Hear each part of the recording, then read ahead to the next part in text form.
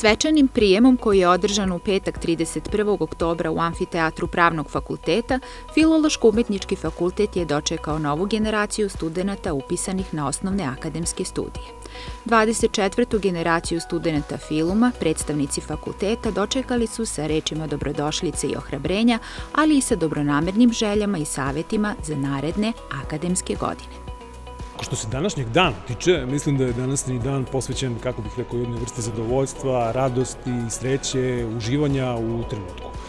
Čini mi se da u huku svakodnevnih obaveza koji nas melje i pritiska nekako ne nalazimo dovoljno vremena da u nekim trenucima uživamo na adekvatan način, a ovo je definitivno jedan od takvih trenutaka. Dakle, moja prva želja i moj prvi savjet svim mladim ljudima koji danas započinju akademsku karijeru, da uživaju u ovom danu i da, kako bih rekao, pronađu jednu vrstu radosti u njemu.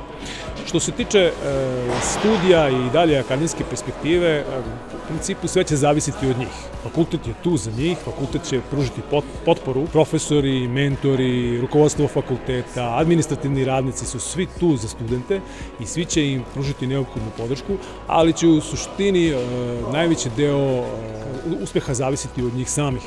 Dakle, biće naravno ovih narednih najmanje 4, a možda i više godina, jedan period u kome treba da svako od studenta postavi sebi jednu vrstu visokog standarda za sebe, da uloži puno truda, puno napornog rada kako bi te standarde postigao i kako bi onda u punoj meri bio integrisan u akademiju i, kako bih rekao, stekao jednu vrstu legitimacije i identiteta koju akademija u društvu pruža. Prije svega želio bih da im dam par sugestija koje mogu onako da im dosta znače u njihovom akademskom životu, prije svega da dobro i pomno prate sva predavanja, da budu aktivni, da dolaze redovno. Fakultet nije samo obrazovanje.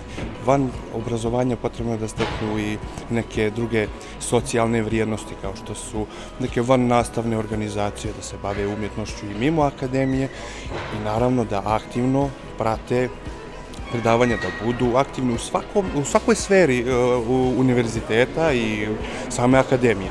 Naravno, potrebno je da imaju srce i ljubav prema tome što su upisali i naravno da ta ljubav ne jenjava, nego da konstantno osjećamo, vidimo jedan veliki progres kod njih.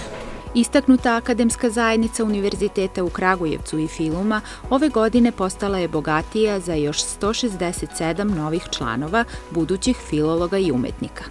Usvajanje novih znanja, usavršavanje talenata, kreiranje uspomena i sticanje značajnih životnih iskustava su ono što ih očekuje u narednim godinama. Nadamo se da će studentski dani novim kolegama biti izuzetno uspešni, produktivni i puni lepih utisaka koje će nositi dalje kroz život.